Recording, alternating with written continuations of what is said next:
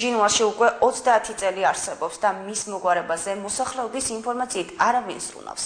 Გამართავ საკანალიზაციო სისტემის გამო საცხოვრებელ კორპუსების სარდაფებს მოსახლეობის უმეტესობა აღარ იყენებს. უსიამოვნო სუნი და ანტისანიტარია დუშეთის მუნიციპალიტეტში. დეტალები ნახეთ სიუჟეტში. Ai გეკითხებ, აქედან ნატანილი პროდუქტი თუ კი შეიჭმევა. ამ ხალხსაც გაგერგილია, იმიტომ რომ სუნი აბა არ დგას. ეხლა იმდე აი მე თამამის მაგიდა. მალე მაგიოთ.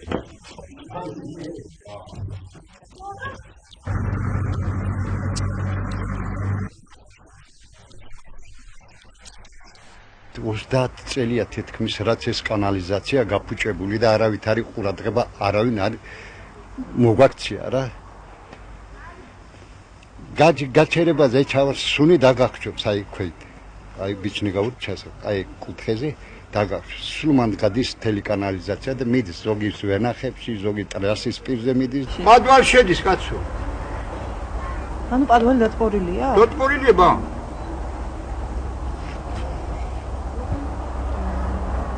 შეზე მეტიაზები აბა შედის პადვალში, შეხვარ ვერ შეხვარ. იქიდან შემოდის ჟურნალს.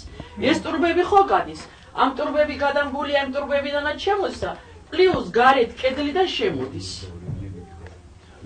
კედლიდან შემოდის. აი, ესეთი მდგომარეობა და ეხლა აქ არავის არ აქვს პადვალები, მე მაქვს პადვალი, რომ არა მაქვს საშუალება, რომ ვერსად ვერაფერს ვერ ვინახავ. ეკიდან არა ჩასკალო აი თუ სამსები. ფოტორი, აი იქიდან რომ დაახვევ პირველ სადარბაზოდან მეოთხე სადარბაზოს, ესეთი მდგომარეობა სულ აი ესე გაყოლება. ალბათ ეს მინდა გადაიქცევა, ან ჩაიძირებ.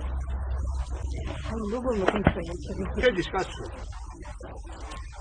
საკმაოდ მასშტაბური სამუშაოებია ჩასატარებელი, როგორც ქსელის მთლიანი შეცვლა საჭირო, ასევე საფილტრი და გამწმენდი ნაგებობების მოწყობა საჭირო ჟინვალის კოლექტორის პრობლემის აღმოსაფხვრელად და სპეციალისტების დასკვნებით.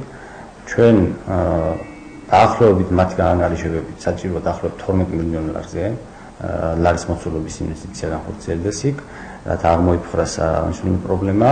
მინდა გითხრათ, რომ ადგილობრივი ბიუჯეტიდან, რა თქმა უნდა, ეს ჩვენთვის შეუძლებელია აღნიშნული სამუშაოების დაფინანსება.